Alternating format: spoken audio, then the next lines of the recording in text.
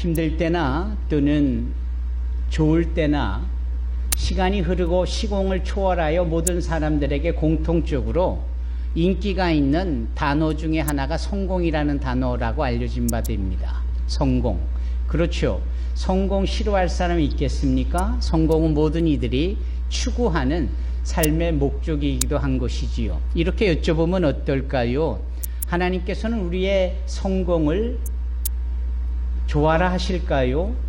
하나님은 우리들의 성공에 대하여 어떠한 생각을 갖고 계실까요? 당연히 당신의 자녀인 우리들의 인생 속에서의 삶의 성공을 하나님도 기뻐하시고 응원하시고 또한 그렇게 도와주실 것이 분명합니다. 다만 성공에 대한 부분에 대한 정의가 필요합니다. 우리가 정의하는 성공과 하나님이 인정하시는 성공의 괴리, 즉 다른 점이 있기 때문입니다. 그러면 우리가 아는 성공은 무엇입니까? 목표를 세우고 그 목표를 내가 이루는 것, 그것을 성공이라고 합니다. 그리고 모든 이들이 객관적으로 좋은 결과물 또 선한 힘을 낼 수 있는 그러한 자리, 입장, 결과물들을 얻는 것을 성공이라고 말합니다. 그래서 사람들을 격려하고 도전하고 위로하고 또 응원할 때마다 그 성공에 대한 부분을 포함하여 말을 하고는 하지요. 하지만 하나님이 말씀하시는 성공은 좀 다릅니다. 어떤 것이 다를까요? 그런 것을 생각해 볼 필요가 있는데 우리가 정의하는 성공과는 다르게 하나님이 인정하시는 성공은 그분의 말씀과 계획과 섭리와 경륜과 뜻이 우리 각자의 삶에 이루어지는 것, 이게 진정한 성공입니다. 하나님의 뜻과 그분의 목적과 계획과 섭리와 그분의 원하심이 각 사람의 삶에 이루어지는 것, 이게 진정한 성공이다라는 거예요. 언젠가도 이야기를 했지만 교회 안에서는 좋아라 여겨지는 도덕이나 윤리를 우리가 말하지 않는다. 왜냐하면 그것은 가변적이고 얼마든지 변할 수 있는 가치가 있는 단어이기 때문에 100년 전의 도덕관과 지금 시대의 도덕관이 판이하게 달라요. 저 500년 전 유럽 지역에서 요구하고 있는 윤리와 지금 2024년을 사는 이 대한민국 땅에서 요구하고 있는 윤리가 다릅니다. 따라서 아무리 도덕과 윤리가 가치가 있다 해도 그때그때마다 다를 수 있다는 것 하나만 가지고도 윤리와 도덕은 그렇게 썩 중요하게 여길 만한 가치가 못 된다라는 거예요. 오히려 변하지 않는 것. 그래서 어제나 오늘이나 영원토록 동일한 진리가 가치가 되어줄 수 있는 이 거룩이라는 것, 이것이 바로 성경에서 강조하고 있고 교회에서 가르치고 방점을 찍는 부분입니다. 그렇죠? 그리고 도덕과 윤리를 아무리 이루어도 거룩에 도달할 수는 없지만 하나님의 성품인 거룩을 목표 삼아 그 거룩을 이룰 때 이 세상이 요구하는 가변적일 수 있지만 그 상황에 맞춰 요구하는 도덕과 윤리쯤은 얼마든지 우리가 이룰 수 있는 겁니다. 그런 것처럼 한 사람 한 사람의 목표가 가치가 없다라는 것이 아니라 한 사람 한 사람이 정해놓은 본인의 성공의 그림이 불필요하다라는 것이 아니라 하나님의 성공과 그분이 우리에게 요구하시는 목표를 우리가 세워 그것을 이루면 사람들이 원하는 각자 개인이 추구하는 성공 같은 것은 저절로 그림자처럼 따라붙게 마련이다 라는 것이지요. 따라서 성공은 하나님의 뜻을 내 삶에 이루는 것이다. 아멘. 이것이 우리 모든 믿는 자들에게 요구되어지는 부분입니다. 그렇지 않겠습니까? 그런데 이렇게 믿는 우리들에게 있어서 또 하나 정의될 게 있습니다. 믿음은 무엇입니까? 지우 양이 계속해서 기록을 하고 있는 점이 참 고맙습니다. 그 믿음이 아닌 것을 믿음이라고 생각하는 그런 착각적인 부분이 있는 것 중에 하나가 긍정적인 생각이에요. 뭐 잘 되겠지, 좋은 점만 보려고 하는 것, 뭐 이런 파지티브한 싱킹 웨이가 믿음이냐? 아니에요. 긍정적인 생각은 믿음이 아닙니다. 그러면 열심히 해내고야만은 강력한 의지, 그럼 이 인간적 의지가 믿음일까? 아니에요. 착각하지 마십시오. 한번 정하면 해내고야만은 어느 한 개인의 성품에 관련된 의지가 믿음이냐? 믿음이 아니라는 거예요. 믿음은 결코 의지나 긍정이 아닙니다. 그럼 믿음은 무엇일까요? 예, 하나님의 뜻과 하나님의 말씀이 이루어질 것에 대한 확신이 드는 것, 이게 믿음이에요.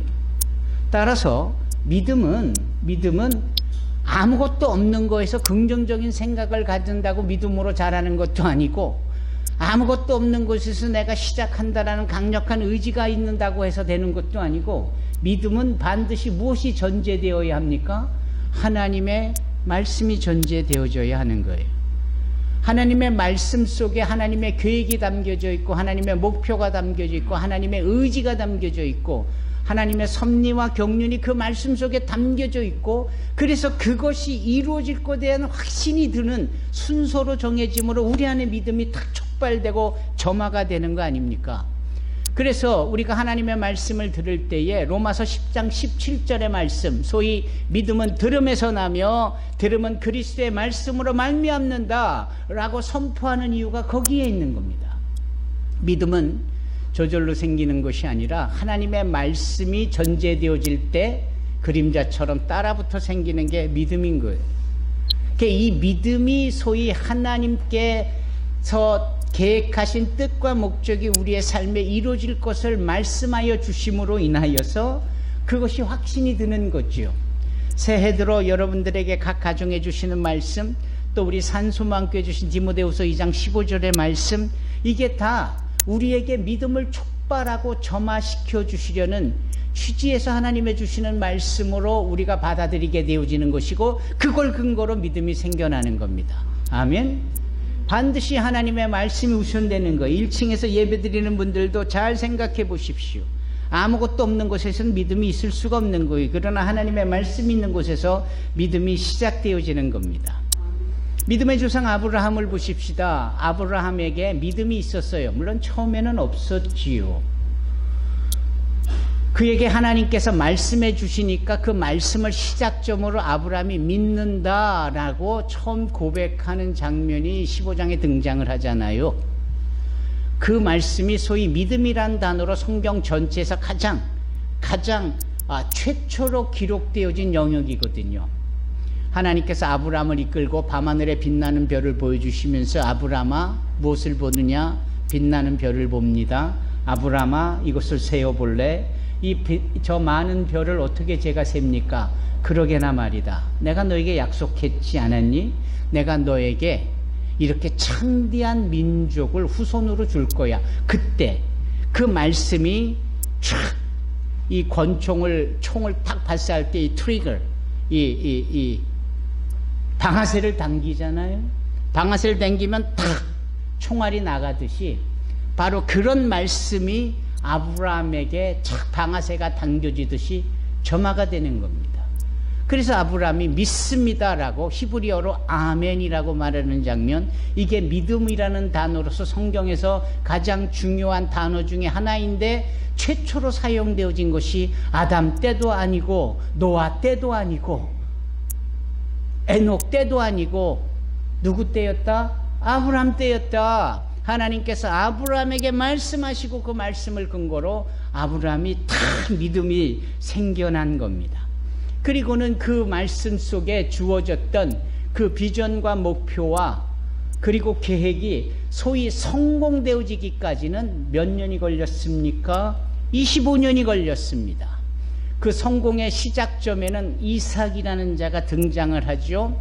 물론 단 하나의 영혼이지만 그 이삭은 대단히 상징적이고 대표성이 있어서 이삭이 이후에 야곱을 낳고 야곱이 12지파의 대표들이 되는 아들을 낳고 그 이스라엘의 12지파를 비롯한 75명의 야곱의 가족들이 소위 요셉이 먼저 보내진 애굽으로 가서 430년 동안 200만 명이나 넘는 큰 민족이 되어지지 않습니까?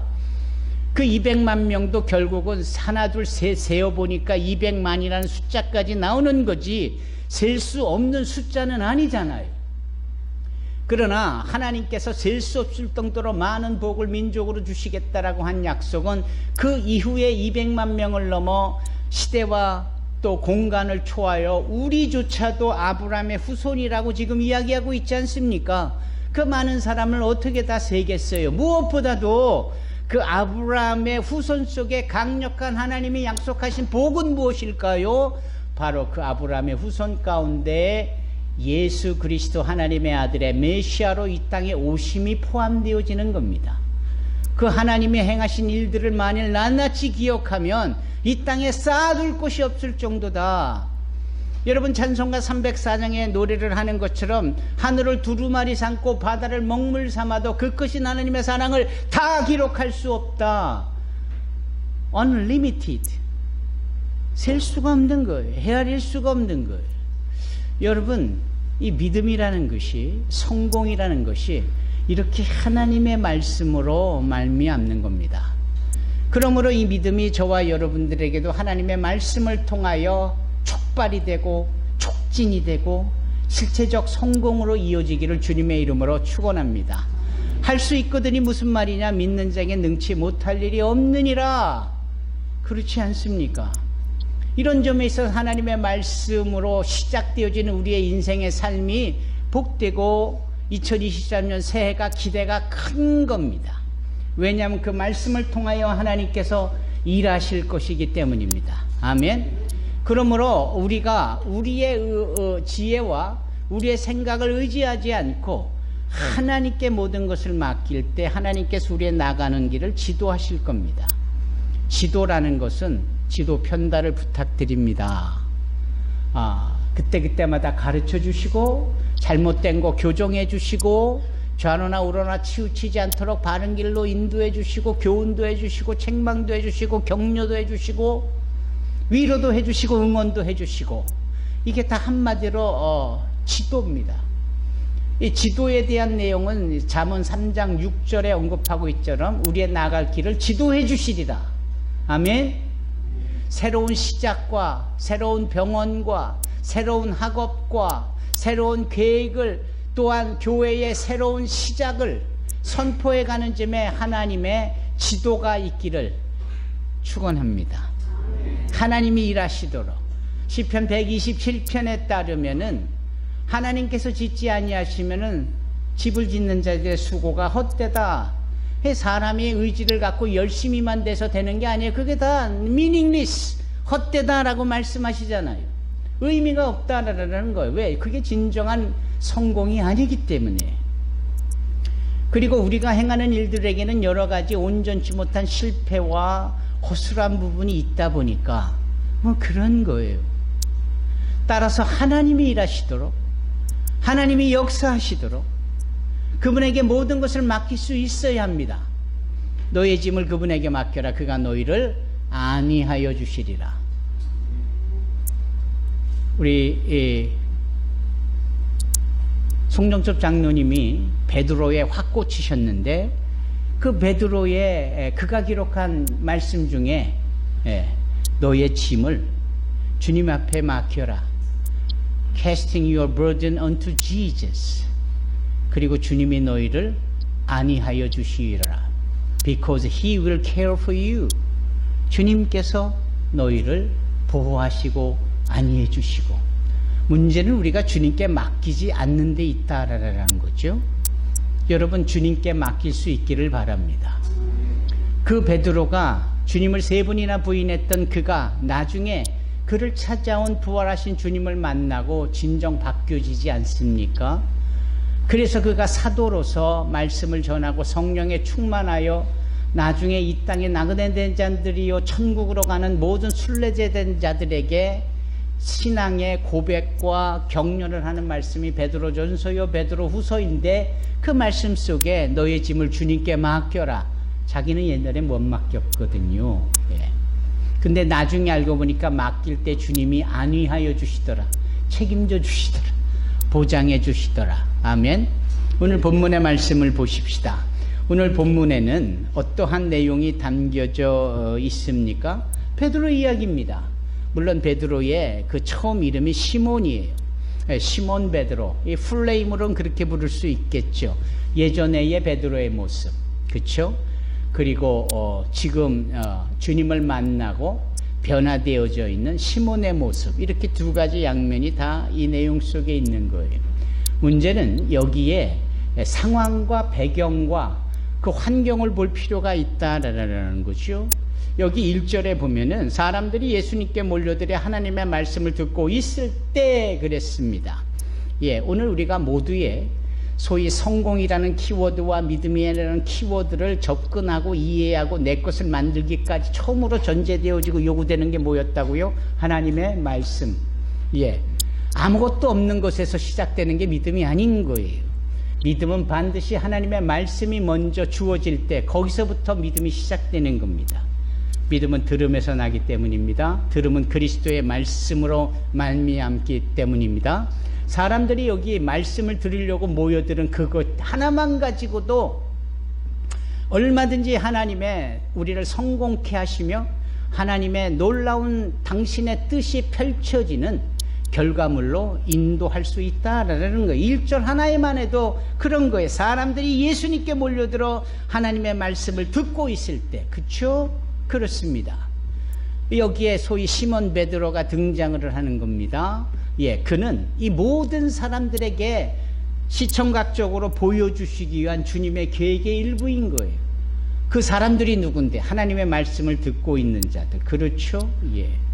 그 사람들에게 진정한 성공이 뭔지를 보여주시고자 주님이 그 말씀을 듣고 있는 많은 사람들 주목하고 있는 바로 그때에 저쪽에서 밤이 맞도록 고기를 잡으려고 애썼지만 한 마리도 못 잡고 그렇게 빈 그물에 물때만 있는 것에 허탈한 마음으로 그 해변가에 서서 그물을 씻고 있는 그때에, 바꿔 말하면 그들이 채워져야 될, 고기로 가득해야 될 그 고깃배는 한 마리의 고기도 없이 비어져 있는 실패의 상징물인 거지요. 바로 그때 주님께서 그 베드로의 배를 택하시더라. 예, 여기에 주님의 선택이 담겨져 있습니다. 구민형제.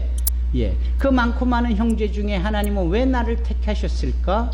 하나님은 왜 나를 산소망교회로 선택하여 인도하실까? 이 선택의 부분이 주님의 주권이고 그분의 계획의 한 부분입니다. 놀라운 일인 거예요. 내가 주님께 선택받아 그분의 사랑을 입는다라는 것이 어마어마한 축복입니다. 사람들이 그걸 몰라요. 여기 빈 배가 하나도 아니고 둘이었어요. 50%의 확률. 바로 그때의 주님은 시몬 베드로의 배를 택하여 그 배에 타십니다. 그렇죠? 주님이 시몬을 선택하셨어요.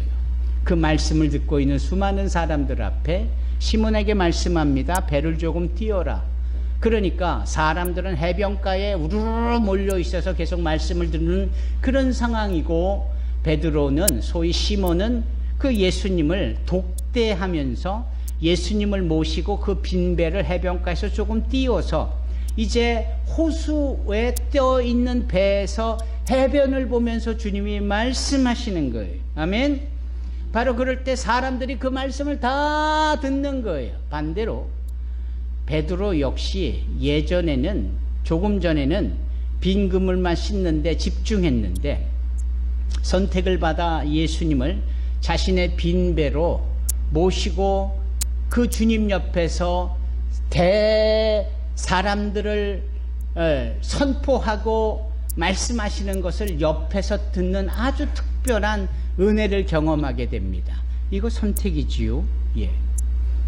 새해 들어 우리에게 주시는 말씀이 있는데 이 말씀이 다 그런 거지요. 다 복에 대한 말씀이고 다 그렇게 우리에게 좋은 말만 골라서 뽑은 것 중에 하나를 택하는 것이 뭐 그리 큰 의미가 있겠어요? 라고 생각할 수도 있지만 글쎄요, 그렇지가 않습니다. 왜냐하면 하나님의 말씀에는 소위 문자적으로 기록되어 대중성 있게 보편적으로 누구에게나 가르침과 더불어 깨달음을 주는 그러한 말씀의 로고스적인 기능이 있다면, 또 유난히 그 말씀 중에 내 영혼에, 내 마음에 콱 박히는 소위 레마의 말씀도 있는 거거든요.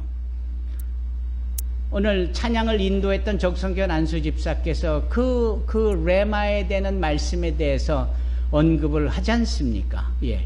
그 말씀을 탁 들었을 때 유난히 가슴에 이렇게 와닿더라. 예. 그것은 모두에게 행한 말씀이지만 본인에게는 그게 아주 특별하게 와닿는 거거든요. 그건 내 마음이 특별해서가 아니라 그 말씀이 나에게 맞추어 역사가 되기 때문에 이 내용의 말씀을 소위 레마라고 합니다. 같은 내용의 말씀인데도 의도와 취지와 목적이 다른 거예요. 하나님이 지니고 계시는. 그래서 하나님께서 어느 각 사람에게 콱 레마로 말씀하실 때 그게 그 사람들에게는 목표가 되고 그 사람들에게 믿음의 시작점이 되고 그 말씀을 이룰 때에 그게 바로 성공으로 이어지는 거거든요. 지금 레마의 말씀을 듣는 베드로 입장에서는 달라요. 보편적으로 대중들이 다 듣는 일반적인 말씀 속에서 유난히 베드로에게는 그 말씀이 꽉 자신에게 주는 하나님의 성공적 키워드로 자리 잡는 겁니다. 그래서 말씀을 마치고 뭐라고 하시죠? 예, 깊은 데로 가서 네 그물을 내려라. 그랬더니 베드로의 화답에 의미가 있습니다. 밤이 맞도록 수고하였지만 주의 말씀에 의지하여 순종하겠나이다. 이 내용 말이죠. 밤이 맞도록 수고했다라는 것이 고기를 잡겠다 하는 기대감에 긍정적인 마음으로 밤에 나왔다라는 것을 의미해요. 왜냐하면은 생각이 있고 상식이 있다면은 고기는 밤에 잡아야 많이 잡거든요. 더더군다나 그물을 던져서 잡는 고기는 고기조차도 이 수면을 바깥을 볼 수 없어서 수면 가까이에 올라올 때 그물을 던져야 하니까 밤에 그 타이밍이 완벽한 고기 잡는 타이밍이 다 이 뜻이거든요. 그런 것쯤은 기본적으로 알고 그 일을 위해서 밤이 맞도록 밤새도록 all night long 밤새도록 그랬다 이 말이에요. 얼마나 수고했습니까? 강력한 의지로. 결과는 아무것도 잡지 못했어요. 성공이 아닌 실패죠. 본인의 의지와 긍정적인 열심은 실패라는 의미가 담겨져 있는 거예요. 하지만 주여 당신의 말씀 레마의 말씀을 내가 의지하여 그리하겠나이다 하고 인간적 상식으로 보면은 좋지 않은 타이밍, 즉 대낮인데 고기가 그 수면에 떠 있는 사람들의 움직임의 그림자, 배 그림자를 보면서 몰려들지 않을 그때에 그물을 던지니까 그물에 고기가 얼마나 많이 잡히든지 그물이 다 찢어질 정도 아니겠습니까? 지금 그 얘기예요. 그래서 실제적인 거예요. 그랬을 것이다. 뭐 대충 이렇게 뭉뚱그려서 추상적인 결과가 아니라 얼마나 고기를 많이 잡았는지 그물이 찢어질 정도고, 두 번째 현상은 배가 가라앉을 정도고, 그래서 급히 손짓을 해서 다른 동무들을 불러서 다 가서 협력을 해서 고기를 다 낚아 올렸다 이 얘기잖아요. 성공도 그냥 성공이 아니라 갑절의 성공, 너무나도 많은 성공, 누구나 다 인정할 만한 성공. 지금 그것을 사람들이 보고 있겠죠.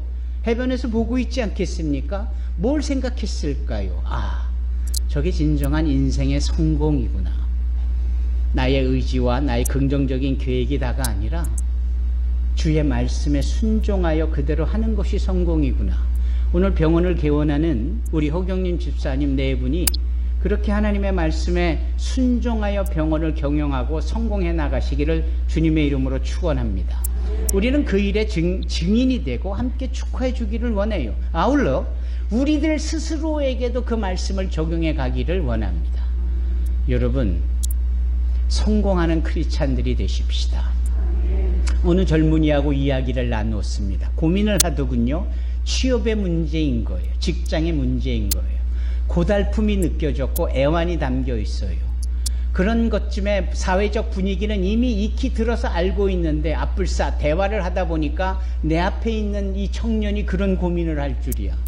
근데 그 고민의 내용 정도가 대단히 진중한 겁니다. 그런데 핵심은 그렇게 고달픈 겨우겨우 하루하루를 생존해 나갈 수밖에 없는 이 사회적 분위기와 현상 속에서 그렇게 어떤 것이 타당하고 합당한지에 대한 취업의 문제, 직장의 문제, 그 고민 속에 있는데 정작 하나님이 정해놓으신 말씀을 목표 삼아 그걸 성공으로 이끌려고 하는 그런 시도가 안 보이는 거예요. 그래서 제가 오늘 말씀은 이걸로 해야 되겠구나. 주님께서 이렇게 하라시는가 보다. 여러분, 주의 말씀을 찾으시기를 바랍니다. 그리고 그 말씀에 순종하여 순종해 나가기를 바랍니다. 베드로처럼이요. 내가 밤이 맞도록 수고했지만 아무것도 잡지 않았지만 못 잡았지만 주의 말씀에 순종하여 하겠나이다. 주님의 말씀에 순종하고 그 말씀에 나의 인생의 목표를 정하면 취업, 직장, 돈 버는 일 이런 것도 훌쩍 뛰어넘어가 하나님의 성공의 그림과 계획과 그 청사진들이 여러분들의 삶에 가득히 펼쳐지리라 믿습니다. 기도하겠습니다. 사랑의 주님 감사합니다. 하나님의 말